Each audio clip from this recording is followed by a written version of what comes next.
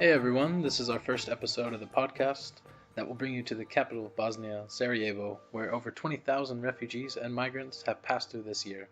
This is one of the newest routes of human migration to Europe. We've been working on the streets and speaking to people from all kinds of places, most commonly from the Middle East or Africa, but also from several Asian countries. What you'll hear are the voice of people passing through the route from Turkey, through the Balkans, and into Northern and Western European countries.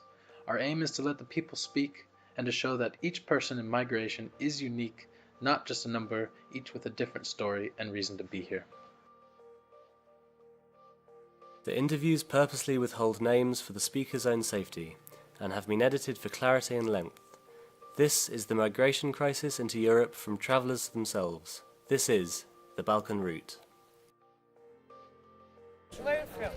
Iran. Iran? Because I'm pastor, I have very dangerous in my life in Iran, and I must left from Iran because the government don't like me, Which country do you want to go?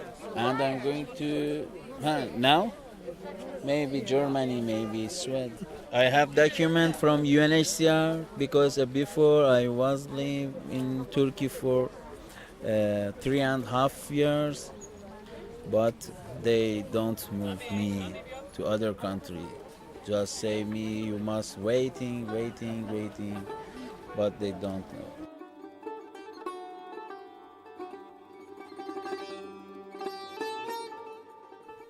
The Balkan route can be quite difficult and certainly dangerous as well. So for the first theme of this episode, we are focusing on the origins of people here and the reasons they left home. Where are you from? I'm from Tunis. Tunis. And how long are you out of there? 1 month. And why did you leave your country? Because after the revolution we have big problem. The government is not good with people. You know, stalls the money. When American of Europe give Tunis the money for people, for do something for people and forgive and for help people, the government stole this money for himself. Yeah, and you can have the liberty, you know, the liberty. You know, you can be free. Yeah. Twice a day outside the city centre, volunteers from around the world cook and serve food to a large group gathered outside a mosque. Many of these people are leaving dangerous and tragic situations at home.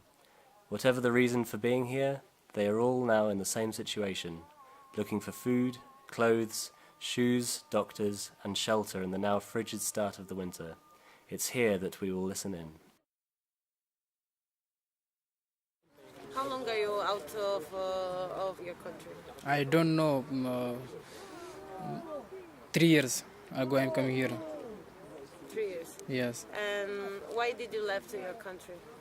because in my country is so firing and so killing. Because yesterday, 1 month ago, the bomb blasted in 75 people is they scared because so we're firing in my countries.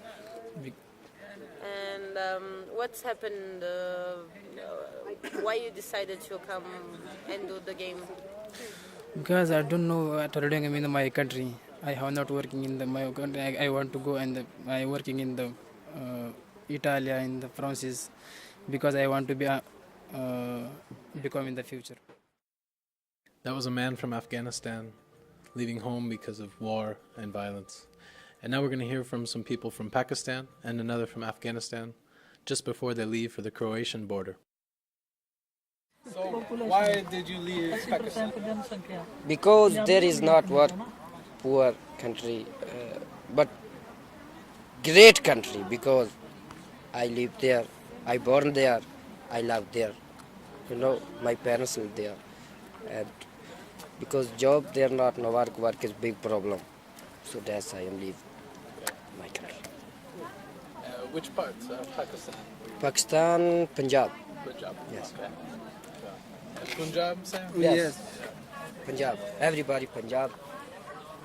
Tu kithu hai? Kabul. Kabul. Afghanistan. Yes. Why did you leave Afghanistan?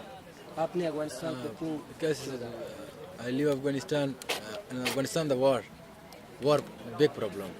And the war, no work, no education. And the life is very danger in the war because many countries attack in Afghanistan. I live Afghanistan. Dangerous life.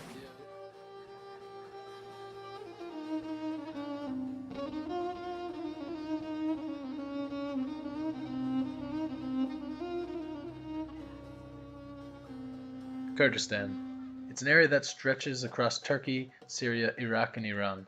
There are about 15 to 20 million people living in this area, and they have their own language and culture.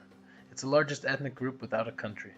After the fall of the Ottoman Empire following the First World War, they were denied independence during the 1920 Treaty of Sèvres, and since then they have been constantly marginalized. Our next speaker comes from the Kurdish part of Iran. So, where are you from? I'm from Kurdistan of Iran. And where you leave your country? Because the authority of Iran, I think, caused a lot of conflicts over the Kurdish people there, and they caused a lot of problems. They want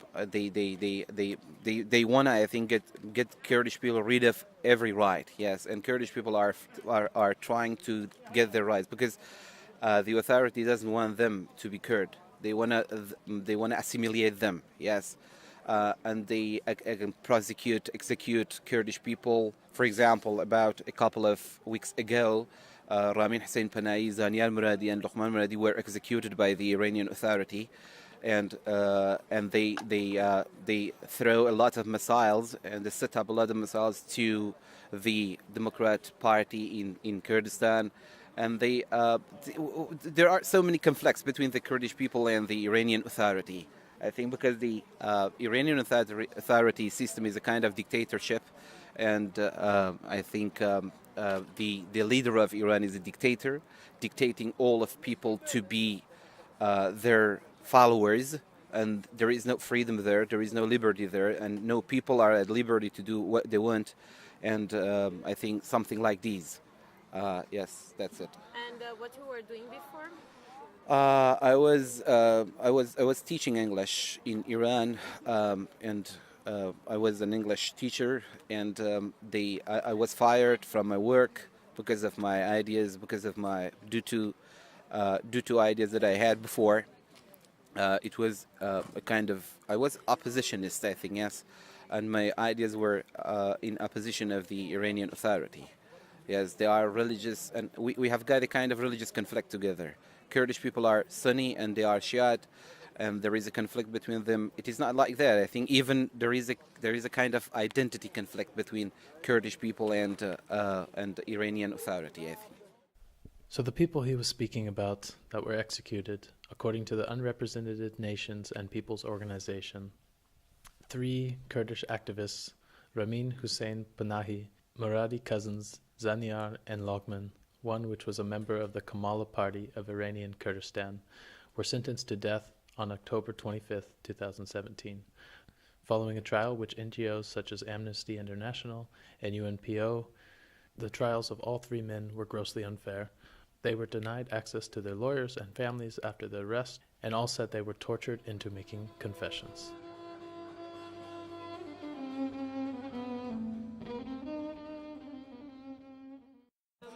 Where are you from? I'm from Cameroon. And what's happened in Egypt with documents? Okay, like I moved to Egypt from Cameroon, and I was given the Bosnian visa from Egypt. So when I came here, actually the guy who did the visa told me everything was going to be fine from Bosnia to probably to Europe. So when I came, it was not what I expected. Everything was different, so I had to stay for the hope of getting further. So that's why I'm stuck in Bosnia for now. But did you came walking or plane? No, I came with a visa, a Bosnian visa, so I came by plane. I took the Turkish airline, yeah. For now, I don't know, maybe I'll still have about 2 weeks to get a final decision because it's not quite easy to go to Europe. So What I'm getting is if you need to get the money to have a chance to cross by taxi or something, but by walking, it's not my thing. I'm not used to it, and I'm not sure I'm capable under the cold, and so I'll be deciding in 1 or 2 weeks if I'm going to stay. Probably if I have a house, I can stay for the winter season to finish. Well, I don't. I have the paper in Bosnia, but where they gave me the camp, which they refer me to, is very far. That's in Beliach. So I went there once. I spent about €80 to go and to come back because the taxi driver refused to read the meter. Yeah, so he said we were out of the GPS, so he's going to tax me 85 mark. So I had no choice because I was already in the middle of the journey. So I just had to proceed there. So when I get to Beliech and I saw the camp, it was outrageous, out of town, isolated, nobody was there, and the conditions were not quite good. So no internet connection, so I don't think I could be there. So that's why I came back to Sarajevo. And do you want to come back to Cameroon, or what you were doing there before? I'm working in the media, so probably not bad. So for me, this was an opportunity, not like I want to get to Europe in all costs, because I can still go there with a visa. So, but I tried this way because it was cheaper. Yeah, let me be open. It was cheaper, but now it's getting expensive because if I had paid maybe the school fees in Hungary or Lithuania, just like my friends did, I would have been there. So I had to follow this procedure, and I get a visa to Egypt, and then from Egypt to Bosnia, and then it's not like what people are thinking.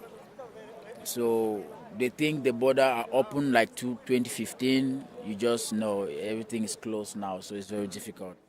Here's a little background of Cameroon's history. After the First World War, Germany, which had been the colonial power of the country in the late 19th century, was driven out by British and French forces, which divided the country between themselves, a British-speaking northern and southwest territory and a southern French-speaking territory. When Cameroon became independent in 1960, the Northern Territory voted to join Nigeria, a former British colony, and the southwestern part remained with the French, which now made up 80% of the population. The remaining 20%, which is English-speaking or Anglophone, has since been marginalized in society and governmental representation. In 2016, tensions became violent, with an uprising of around 1,000 Anglophone fighters. The fighting continues today, and recent headlines read events such as kidnappings, separatist battles, rebels having their arms cut off, and hundreds dying in countryside battles in October. Since 2016, over 200,000 people have been displaced from the fighting in Cameroon. Our speaker was born into a family right in the middle of the tensions, a francophone living in the Anglophone part of the country. Yeah, so when the secessionists when the war started, actually the Anglophones want to be away from the Francophone. So they had to evacuate every Francophone from the zone. So we were afraid because of the kidnapping and everything. So I've been in Dubai, I've been in Kenya. So then I came back to Kenya and nowhere to go to. So I just okay, since the country is not good, and I can't go back to the English zone, because if I go back there, I'm being identified as a Francophone. So you're bilingual? Yeah, I'm bilingual, and French, yeah. So I'm being identified as Francophone, and they said les Francophones ne peuvent pas rester dans la zone anglophone. Et bon, that's why I just had to leave, because even in the French area, when you speak English, you're not safe. So finally, I don't know where I am, because when I get to the French zone, I speak French and my environment is Anglophone. So when I speak English, they think I'm part of the people causing the war. So they arrest everybody. So when I go back to the southwest, people know me, of course. They said It's a francophone because it's from the West region. If I'm in the English zone, for whom doesn't know me, I must speak English. And do you have problems to have a job or religious problems because of this language problems? Okay, the Cameroon, it's a great country. I'll first of all say that Cameroon is a very rich country, and Cameroon is a blessed country with peace. So what I want to say is the Anglophone have been marginalized. So for a very long time now, Anglophones have been marginalized, and they don't have the lucky to occupy posts or work with their merit. You understand what I mean? Yeah. So the problem now is you cannot merit what you deserve. You must bribe. So bribing it's very much part of the system, and the system have been in place since 32 years. So I just hope my president will forgive me for saying this. Yeah, the system has been in place since 32 years because the president of Cameroon now has been the one since 1982. Yeah, and he just won the election again on October 7, same like Bosnia. Okay, why this started? Because you go to a police post, that's the English zone. You get to a police station, and when you want to explain yourself, the policeman you meet there is a francophone, while we are in the English zone. So you cannot express yourself. Problem. So now you, the francophone, since as you are meeting a francophone, it's easy for you. You know, communication brings understanding. Okay, now you, the anglophone, even if you're the one laying the complaint, they will not get you, and obviously they will think what you're saying is not reliable. So that's the issue. So the Anglophones stood up and said no since 2016, and that's why Cameroon is in total war now. Yeah. Our next story is quite heavy. It left us both in tears. So we'd like to say that listeners' discretion is now advised. This next speaker left home when he was quite young, just 14 years old, and it took him 5 years from Afghanistan to reach Bosnia. He traveled through Iran, through Turkey, through Bulgaria, through Serbia, and now in Bosnia. And he did this all alone. He doesn't have great English, sometimes he's hard to understand, but we will make some clarifications along the way. Although it's tragic, we think this is a very important story for public knowledge. There isn't much more to say for this story, just a bit more to listen to. When I left from Afghanistan, they are living in there. My family, they are living in there like 3 days. And I just one day leaving, my father tell me like, go, you need to move, go to Europe for your study future. And my mother, which one is give me birth. When she's give me birth, and that time she's died. He is like my father after he's make other marriage with other girl. After the speaker's father remarried, eventually his sister was born. After 8 years, the stepmother had begun to see another man. The speaker didn't know this at the time. He was traveling in Serbia, and at this point, he hadn't talked to his father for a month. He said like, your father has tried to kill that person with who your mother living, but that person he like, my father spied him a few days after his birth, after they are paid to mafia people. After 3 months, he was died. When he's dead, I was in Serbia.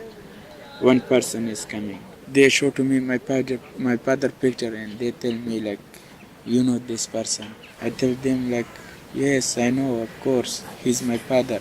But how you show to me this picture? They say my brother has killed your father. To clarify, the speaker's father decided to attack the man sleeping with his wife.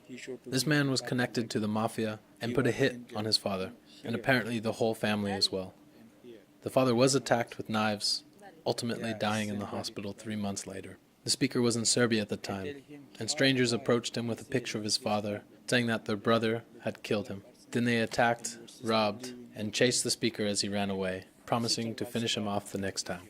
One time, my friend is called me like, he tell me your sister is not come from the school, like around 2 o'clock, and she's coming always.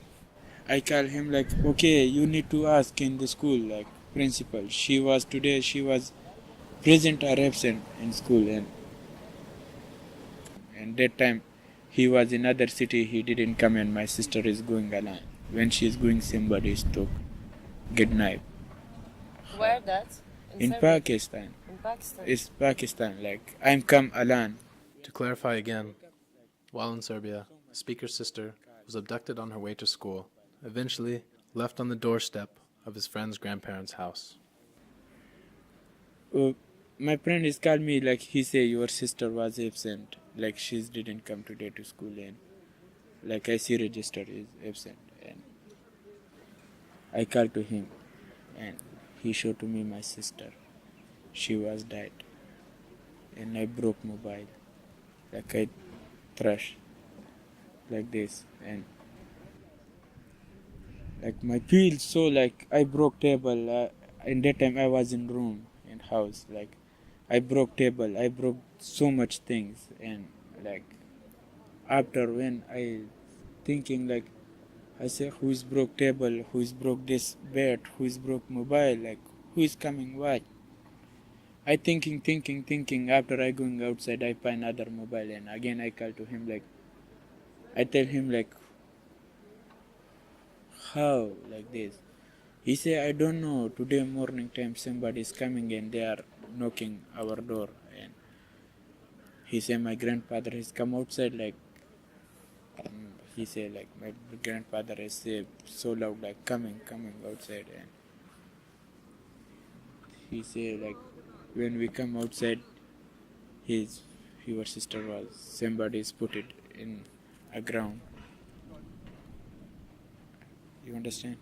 Sure. Like somebody's put it on a ground. She was in here and here, like they are killed by night. But after that, like, I was so upset, and all the time I cutting my hand and pushing cigar, like, my feel is so upset. And The speaker goes on to say that he's seen the people who were bragging that they had killed his father, which are the same ones that killed his sister, and he feels that he's in a lot of danger the longer he waits here without moving forward. like I'm scaring for them if maybe again he meet with me, and but I need to be if he fight me, I need to be fight him. If he kill me, but I cannot do everything. He have like he's not alone. He have more 4-5 person there together all the time. Like when he was in Serbia, he have 2 more Afghani or Pakistani people and 2 Serbian people, like all the time they are together. And here Bosnia, I see him like not with Bosnian people but with refugee like Afghani, Pakistani people, 4-5 person, they are together. Like they are also smugglers, another persons. And I'm here and I try to go to Spain. I like. And You should go to Spain. maybe soon I try if it's possible. Of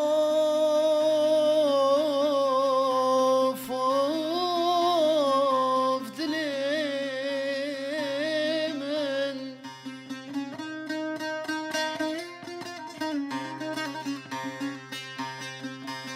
dilimin باخذه بجبوش والماء.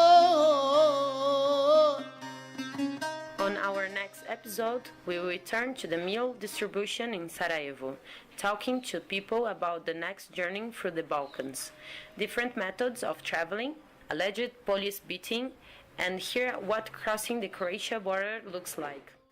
We heard the game mentioned in this podcast, and we'll explain what it means to go on game on the next episode. These interviews were recorded from October to December 2018. The music you are hearing is from Salman Duski. You can find him on SoundCloud, part of the No Borders Music Project. You will also find links to the various NGOs working on the ground in Sarajevo, and there are opportunities to donate to them to help them continue their work. Thank you for listening. See you next time.